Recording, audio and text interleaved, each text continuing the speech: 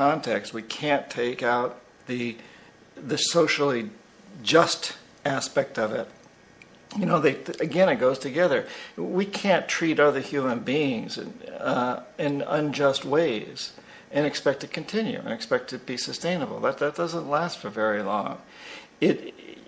Under the old systems, where you had small pockets of population, and sometimes they went to war with each other, and that goes up to the time of World War II. You could still say that's part of the old system. Then perhaps. But today, we're so interlocked.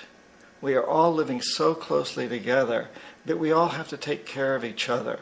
Just like in a small community, in a tribe or in a small town in New England where you have town meetings, everybody knows that you got to take care of the whole community or you're going to have serious problems.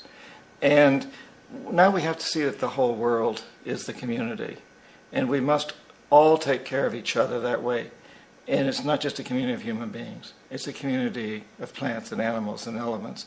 And we really need to understand that. That's what's going to bring us joy, too, and pleasure.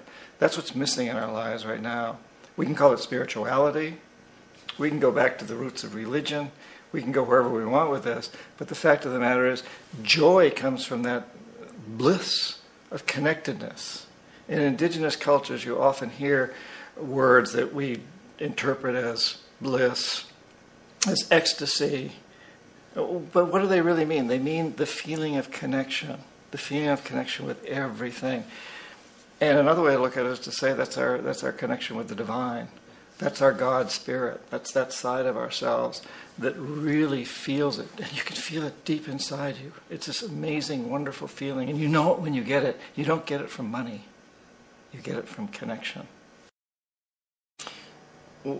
Each one of us is presented frequently by fate, coincidences, by things that happen in our life that seem random. And they come along all the time. What's really important is how we choose to react to them, what we do with those coincidences. And the decisions we make each time we're confronted by one of these makes all the difference as to where we go from here. For example, I was graduated from college at the time of the Vietnam draft. You could call that a coincidence. I chose to go in the Peace Corps, and that made a huge difference to me. I learned a great deal about other countries. If I had chosen to go to jail, I would have had a very different experience. Or if I had chosen to join the army and go to Vietnam, or if I had chosen to move to Canada. All of those are the decisions we make based on one coincidence, that particular coincidence. And I think it's actually very important that we would be conscious of that when these coincidences present themselves. And it could be a hardship. Suddenly, you've gone bankrupt.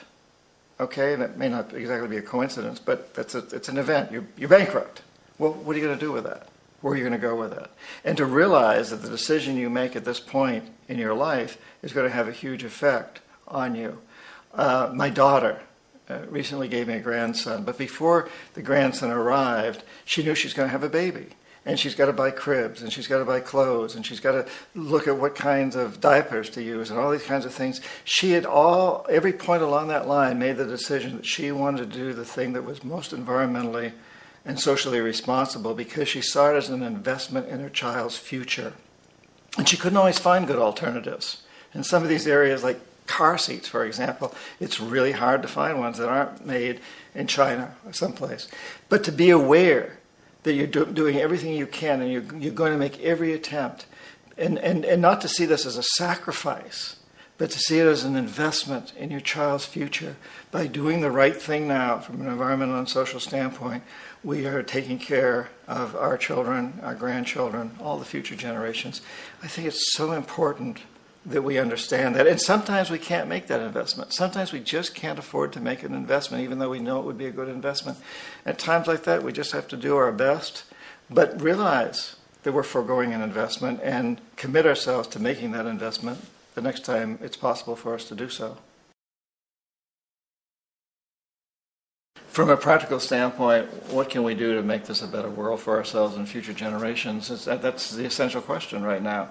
And I think we all know a lot of the basic things we can do. You know, we should never buy anything that's made in a sweatshop, that's made by slaves, that's made by people that suffer, that aren't given good health insurance, that aren't taken care of, and their families aren't taken care of. We just shouldn't buy anything that's made by people like that. We know that. We shouldn't drink water that comes out of plastic bottles and brought to us from Fiji or someplace way off like that where we're exploiting another country's water supply.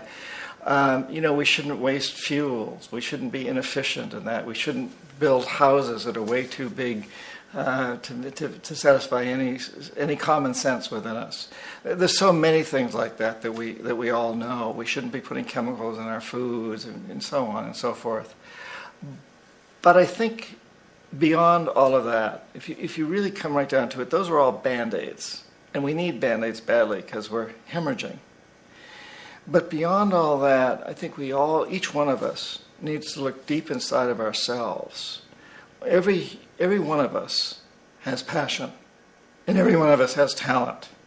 Now, I'm a writer, that's my passion, and I hope I have some talent as a writer also.